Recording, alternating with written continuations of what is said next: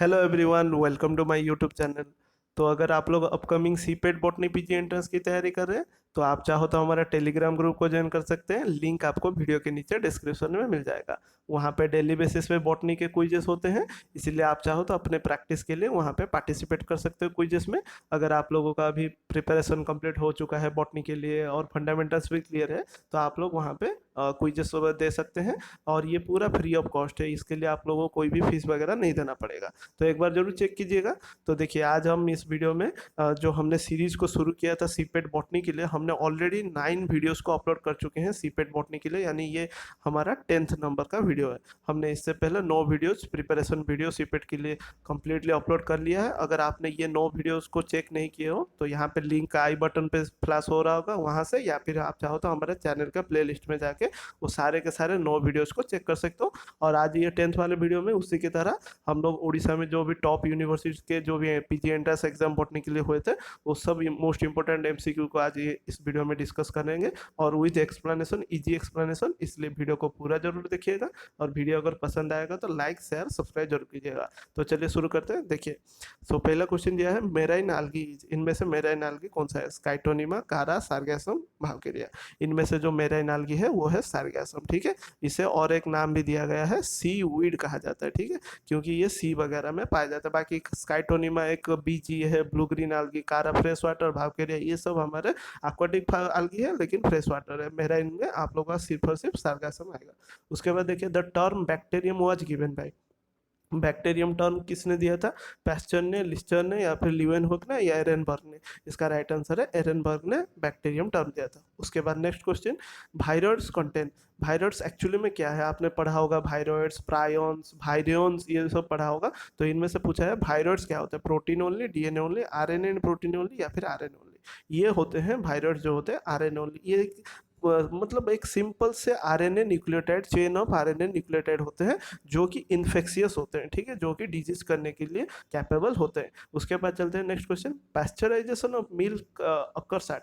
Pasteurisation क्या है जानते हैं? जो माइक्रो पैथोजन होते हैं ना, माइक्रो ऑर्गेनिज्म जो कि डिजीज कॉजिंग होते हैं, उनको किल करने के लिए ये मिल्क में एक छोटा सा हीट ट्रीटमेंट दिया जाता है जो कि बहुत ही एसेंशियल है इसी जो आप लोगों को डिजीज कॉजिंग पैथोजन होते हैं उनको किल करने के लिए। तो उसका टेम्परेचर कितना और कितने देर के लिए किया जाता है? 61.8 degree Celsius for 30 minute, 62.8 degree Celsius for 30 minute, 62.8 degree for Celsius for 60 minute, या नॉन ऑफ दिस? तो देखिए, पास्चराइजेशन का जो टेम्परेचर है वो पूरा फिक्स्ड है, यानी कि वो 62.8 डिग्री सेल्सियस से 65 डिग्री सेल्सियस तक ही उसके बीच में रहना ही चाहिए, और ये 30 मिनट तक ही होना चाहिए, उससे ना ज़्यादा होना चाहिए ना उससे कम। तो ये अगर होगा तो ही उसको पास्चराइजेशन प्रोसेस बोलेंगे। तो इनमें से हमें ऑप्शन कौन सा सही दिख रहा है? Option number B, 62.8 degree Celsius for 30 minute, ना कि 60 मिनट, ना कि 61.8 डिग्री सेल्सियस। देखिए, 62.8 से कभी भी कम नहीं होना चाहिए, और ये सबसे बेस्ट सुइटेबल टेम्परेचर है पैथोजन को किल करने के लिए, जो डिजीज करने के लिए कैपेबल है। उसके बाद देखिए नेक्स्ट क्वेश्चन, अगर एक complex polysaccharide is extracted from, आपने जानते हैं ये सॉलिडिफाइंग मीडियम है, अगर ये कॉम्प्लेक्स पॉलीसैकेराइड कहाँ से एक्सट्रैक्ट किया जाता है, कहाँ से निकाला जाता है? Blue green algae, brown algae, green algae, या फिर रेड एल्गी? ये निकाला जाता है रेड एल्गी, जिसे हम रोडोफाइसी के नाम से भी जानते हैं, जिस फैमिली को। और यहाँ पे अगर पर्टिकुलरली और एक कुछ कुछ क्वेश्चन पूछ देता है कि अगर कहाँ से ऑप्टेन किया जाता है, आप नाम याद रखिएगा, ग्रासिलारिया, ग्रासिलारिया, उसके बाद गैलिडियम, गैलिडियम, और एक ये तीनों के तीनों, और एक गाइगार्टिना, जी जी जी के ये नाम से याद रखिएगा, गाइगार्टिना। ये तीनों के तीनों आप लोगों के रेड एल्गी के अंडर में आते हैं, और इनमें से ही अगर को निकाला जाता है। नेक्स्ट, अल्जीनेट या फिर alginic acid, algin is obtained from cell walls of, किसके सेल वॉल से अल्जीनेट और अल्जीनिक एसिड निकाला जाता है? सियानोफाइसी, फियोफाइसी, रोडोफाइसी, या ऑल ऑफ दी अबव? ये सिर्फ और सिर्फ फियोफाइसी यानी कि ब्राउन एल्गी से निकाला जाता है, ये याद रखिएगा। स्पेसिफिकली ब्राउन एल्गी जो कि हमारे मेराइन एल्गी, ज़्यादातर फियोफाइसी मेराइन कंडीशन में पाए जाते हैं, ठीक है। उसके बाद next, scientist who proved that DNA is the genetic material were, तो कौन से साइंटिस्ट थे जो कि प्रूव किए थे DNA as the genetic material? Avery MacLeod and McCarty, Meselson and Stahl, Zinder and Lederberg, या फिर टेमिन एंड बाल्टीमोर? देखिए, यहाँ पे एक्चुअली जो करेक्ट आंसर है वो ऑप्शन में नहीं है, वो है हमारा Hershey, chase, Hershey and Martha chase, ठीक है, Alfred Hershey and Martha chase. लेकिन ऑप्शन में ये नहीं दिया है, तो इनके पिछले वाले जो साइंटिस्ट थे वो थे एवेरी मैक्लियोड एंड मैकेटी, जिन्होंने जस्ट ग्रिफिथ एक्सपेरिमेंट को ट्रांसफॉर्मिंग प्रिंसिपल को एड ऑन करके ये प्रूव किया था DNA as the genetic material. बाकी मेसलसन स्टाइल ने semi conservative mode of DNA replication prove किया था। जिंडर एंड लेडरबर्ग ने transduction process, bacterial transduction prove किया था। टेमिन एंड बाल्टीमोर ने रिवर्स ट्रांसक्रिप्शन प्रूव किया था, ठीक है। बाकी आप लोगों का आंसर एक्चुअली होना चाहिए आप लोगों का Alfred Hershey and Martha chase, but जिन्होंने ये आप लोगों का T2 बैक्टीरियोफेज को लेके किया था। लेकिन यहाँ पे ऑप्शन में हमें मैक्लियोड एंड मैकेटी एवेरी दिया है, इसलिए इसको टिक करेंगे। उसके बाद देखिए father of DNA fingerprinting in India is, ये बहुत ही इजी सा है, स्वामीनाथन, लालजी सिंह, केसी मेहता, आर मिश्रा, ये है लालजी सिंह। और डॉक्टर लालजी सिंह है हमारे ये right answer father of Indian DNA fingerprinting. अगर पूछा जाता है internationally father of DNA fingerprinting कौन है, आपका आंसर होता सर बी, बी तो नहीं होगा, सर अलेक जाफरी, ठीक है, sir Alec Jeffreys, Alec Jeffreys, इन्होंने फादर ऑफ, इनको कहा जाता है फादर ऑफ डीएनए फिंगरप्रिंटिंग, ठीक है। अलग बी जेफरी होगा इनका पूरा नाम। उसके बाद देखिए chimeric DNA refers to, chimeric DNA अगर आपने सुना होगा, ये एक माइथोलॉजिकल क्रीचर है जो कि बना रहता है डिफरेंट डिफरेंट जानवर से। अगर आपने मूवी वगैरह या फिर टीवी वगैरह में देखे होंगे, एक ऐसा क्रीचर होता है जो कि बना रहता है शेर के हेड से, पूछ होगा लायन का, यानी मान लीजिए ये पूछ होगा घोड़ा का, ये इस हिसाब से पूरा डिफरेंट डिफरेंट क्रिएचर से ये बना रहता है। उसी तरह यहाँ पे काइमेरिक डीएनए भी एग्जैक्टली नेम है, सेम है। का स्ट्रक्चर ऑफ डीएनए ये तो नहीं होगा, जैसे कि मैंने कहा ये डीएनए विद एबरेंट बेसिस ये भी नहीं होगा, ये सुपर कॉइल डीएनए नहीं होगा, ये रिकॉम्बिनेंट डीएनए हमारा राइट आंसर होगा। क्योंकि रिकॉम्बिनेंट डीएनए क्या है, एक होगा हमारा हमारा एक डीएनए, मतलब एक डीएनए होगा उसके साथ हमारा जीन ऑफ इंटरेस्ट जुड़ा होगा कोई दूसरे ऑर्गेनिज्म का, इसी को मिला के हमने मर्ज करके एक रिकॉम्बिनेंट डीएनए या फिर आर डीएनए बनाते हैं, इसी को काइमेरिक डीएनए कहा जाता है। उसके बाद देखिए next question, the number of thalli formed by each gemma of Marchantia upon germination. तो आप लोग जानते हैं जो गेमा कप वगैरह होता है मार्कन्सिया में, वो एक तरह का एसेक्सुअल मोड ऑफ रिप्रोडक्शन के लिए मतलब रिस्पॉन्सिबल होता है। तो वो जब जर्मिनेट करता है गेमा, तो उनमें से कितना थाले बनते हैं, थाले बनते हैं आप लोगों का राइट आंसर है 1 2 4 8, राइट आंसर है 2। तो आप लोग अगर देखे होंगे इस तरह से होगा, ये रहे उसका दो नोच, यही दो नोच से दो थाले निकलते हैं, ठीक है। इसीलिए जब भी ये गेमा जर्मिनेट करता है तो दो थाले प्रोड्यूस करता है। चलते हैं next question, Birbal Sahni institute of palaeobotany BSIP is situated at. तो BSIP कहाँ पे सिचुएटेड है, न्यू दिल्ली, कोलकाता, आपका देहरादून, लखनऊ, इसका राइट आंसर है लखनऊ में सिचुएटेड है।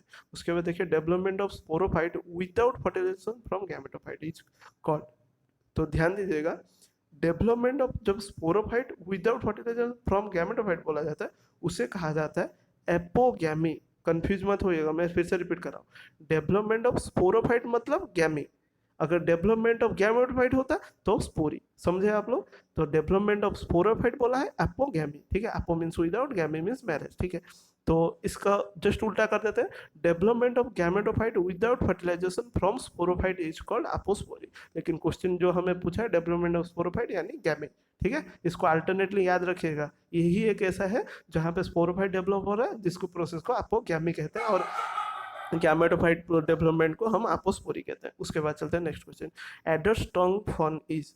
तो ये भी एक फेमस नाम है, एडरस्टोंग फॉन किसे कहा जाता है, ऑस्मुंडा मार्सिलिया ओफियोग्लोसम ड्राइव, इसको कहते हैं ओफियोग्लोसम को। और इसमें सबसे हाईएस्ट क्रोमोजोम पाए जाते हैं, यह भी याद रखिएगा, हाईएस्ट नंबर ऑफ क्रोमोजोम, ठीक है, हाईएस्ट नंबर ऑफ क्रोमोजोम, लगभग कितना 1260, लगभग क्या 1260 इज द फिक्स्ड नंबर, ठीक है।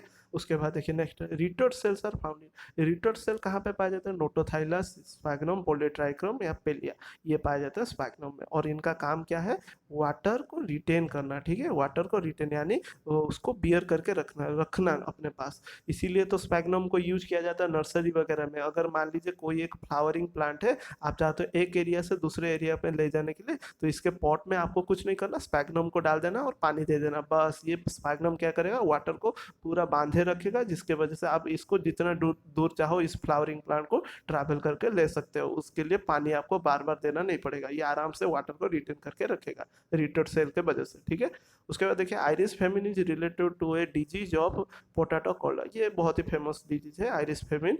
ये किसके वजह से हुआ था, लेट ब्लाइट ऑफ पोटैटो जो किया था फाइट जो करते हैं फाइटोप्थोरा इन्फेस्टेंस, ठीक है, इन्फेस्टेंस, ये इसके यही रेस्पॉन्सिबल है। बाकी अर्ली ब्लाइट ऑफ पोटैटो कौन करता है, अल्टरनारिया सोलानी, ठीक है, अल्टरनारिया सोलानी।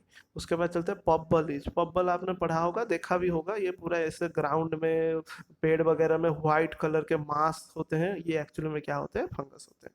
चलते हैं next question, red rust of T is called, ये एक इंपॉर्टेंट क्वेश्चन है, बार बार पूछा जाता है, मैंने बहुत सारी यूनिवर्सिटी के क्वेश्चन में भी देखा था। तो ये पूछा है रेड रस्ट ऑफ टी कौन करता है, सेफाल्यूरस पक्सिनिया ऑस्ट्रेलागो फ्रिस्टियला, ये करता है सेफाल्यूरस वायरेसेंस, इसका पूरा नाम है सेफाल्यूरस वायरेसेंस, ठीक है, यही करता है आप लोगों का रेड रस्ट ऑफ टी। और ये क्लोरोफाइसी है, ठीक है, ये क्लोरोफाइसिया algae है, क्लोरोफाइसियन algae, ये भी याद रखिए, क्लोरोफाइसियन algae। उसके बाद देखिए Canada balsam is obtained from the member of family, कौन से फैमिली में, फैमिली से कनाडा बाल्सम निकाला जाता है, ये पहले तो जान लीजिए जिम्नोस्पर्म से निकाला जाता है। और कौन से जिम्नोस्पर्म, उसका नाम है एबिस एबिस बाल्सीमिया, एबिस बाल्सीमिया, बाल्सीमिया, ठीक है, पूरा नहीं लिख पा रहा हूँ, एबिस बाल्सीमिया। और ये किसके फैमिली से बिलोंग करता है, पिनासी फैमिली से, साइकाडेसी नहीं होगा, नेटासी नहीं होगा, कुकुरबिटासी, तो ये तो हो गया हमारा एंजियोस्पर्म, हमने जिम्नोस्पर्म कहा, तो पिनासी इज द राइट आंसर। उसके बाद चलते हैं next question, citrus canker is caused by, citrus canker किससे कॉज होता है, जैंथोमोनास साइट्री, ठीक है, जैंथोमोनास साइट्री, ये होगा राइट आंसर। एनबीपीजीआर आप लोग सुने होंगे, national bureau of plant genetic resources, yes, national bureau of plant genetic resources कहाँ पे लोकेटेड है, न्यू दिल्ली, हैदराबाद, लखनऊ, चेन्नई, ये न्यू दिल्ली में लोकेटेड है। सो उसके बाद देखते हैं स्मॉलेस्ट डाइकोट एंजियोस्पर्म, इनमें से स्मॉलेस्ट डाइकोट एंजियोस्पर्म कौन है, लेमना वोल्फिया हाइड्रिला आर्सिथोबियम, ये है आप लोगों का वोल्फिया, वोल्फिया में सबसे स्मॉलेस्ट एंजियोस्पर्म है और ये एक डाइकोट एंजियोस्पर्म है, ठीक है। आप लोग हाइड्रिला नहीं होगा, आर्सिथोबियम, इसका जरा मुझे आप लोग कंफर्म करके कमेंट सेक्शन में बताइएगा, वोल्फिया एक्चुअली में मोनोकोट है कि नहीं, मुझे थोड़ा डाउट हो रहा है, फिर भी आप लोग इसको देखिएगा, ठीक है, मैं इसके लिए श्योर नहीं हूँ वोल्फिया होगा कि नहीं।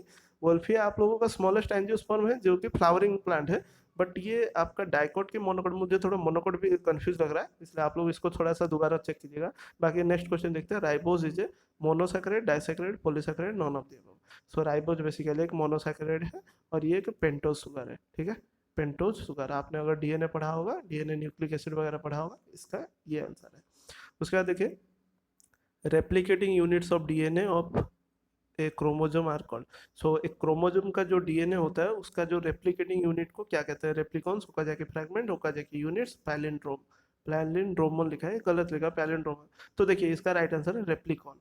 आप लोगों ने अगर डीएनए रेप्लिकेशन पढ़ा होगा, ये रहा मान लीजिए डीएनए स्ट्रैंड, डीएनए का वो स्ट्रैंड, ये वाला स्ट्रैंड जो कि हिस्सा लेता है और पार्टिसिपेट करता है डीएनए रेप्लिकेशन के लिए, उसी पर्टिकुलर सीक्वेंस को हम कहते हैं रेप्लिकॉन, यानी जो हिस्सा डीएनए का पार्टिसिपेट करता है रेप्लिकेशन के लिए।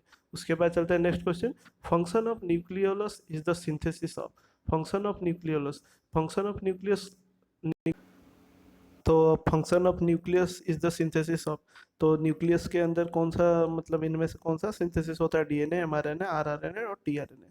तो देखिए इसका जो राइट आंसर होगा वो होगा आरआरएनए, क्योंकि देखिए न्यूक्लियोलस रिच इन आरआरएनए होता है, ठीक है, ये भी आप लोग ध्यान रखिएगा आरआरएनए। और यही पर्टिकुलर आरएनए है राइबोसोमल आरएनए, जो कि न्यूक्लियस के अंदर सिंथेसिस होता है, बाकी सब के सब न्यूक्लियोप्लाज्म में सिंथेसिस होते हैं, यानी एमआरएनए हो गया, टीआरएनए, ये सभी के सभी न्यूक्लियोलस में सिंथेसिस करते हैं। बाकी आरआरएनए जो कि राइबोसोमल आरएनए, ये पर्टिकुलरली न्यूक्लियोलस में सिंथेसिस होता है, इसलिए न्यूक्लियोलस रिच इन आरआरएनए होता है। और चलते हैं next, international biodiversity day is celebrated on.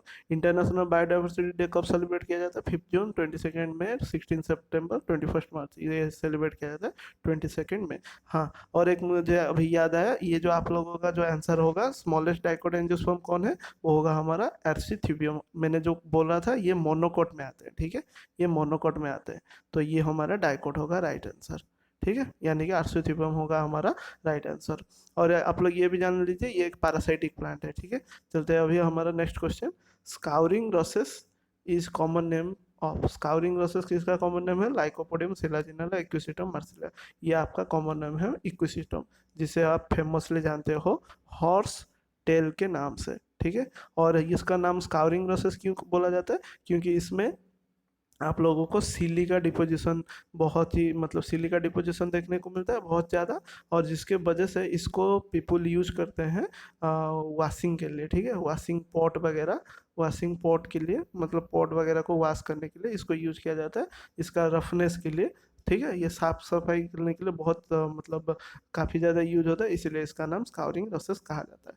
उसके बाद देखिए stylopodium is characteristic feature of which, मतलब फीचर प्लांट ऑफ फैमिली। अच्छा, उसका स्टाइलोपोडियम कौन कैरेक्टरिस्टिक कौन से फैमिली का कैरेक्टर है, ठीक है, ये एक इम्पोर्टेंट क्वेश्चन है, आप लोगों का बहुत सारे एग्जाम में पूछा जाता है। स्टाइलोपोडियम एक्चुअली क्या है जानता है? ये एक डिस्क शेप स्ट्रक्चर है जो कि प्रेजेंट रहता है स्टाइल के नीचे, ठीक है, स्टाइल के नीचे एक डिस्क शेप का स्ट्रक्चर रहता है जिसका नाम है स्टाइलोपोडियम, स्टाइलोपोडियम, ठीक है। और ये पर्टिकुलर किस फैमिली में पाया जाता है? एपियासी, जिसका दूसरा नाम है अम्बेलिफेरी। ये तो डिस्कार्डेड हो गया है, मतलब पहले था, अभी तो एपियासी को ही कंसिडर किया जाता है, ना एस्टरासी, ना अरेकासी, ना अकांथासी, ठीक है। तो thank you for watching this video. यही था आप लोगों का मतलब कुछ मोस्ट इंपॉर्टेंट एमसीक्यू जो कि कुछ यूनिवर्सिटी के एंट्रेंस एग्जाम में पूछे गए थे। इसके बाद वाले जितने भी एमसीक्यू वीडियोस आएंगे या फिर जो भी वीडियो सीपेट बॉटनी के लिए आएंगे, वो आप लोगों का अभी जितना टाइम बचा है उसके प्रिपरेशन को बेस करके आप लोगों का लास्ट मोमेंट प्रिपरेशन होगा। और वीडियो अगर आप लोगों को पसंद आया तो लाइक शेयर सब्सक्राइब कीजिएगा, अगर कोई क्वेरी वगैरह है तो ज़रूर कॉमेंट सेक्शन में बताएगा। मिलते हैं नेक्स्ट वीडियो में, थैंक यू।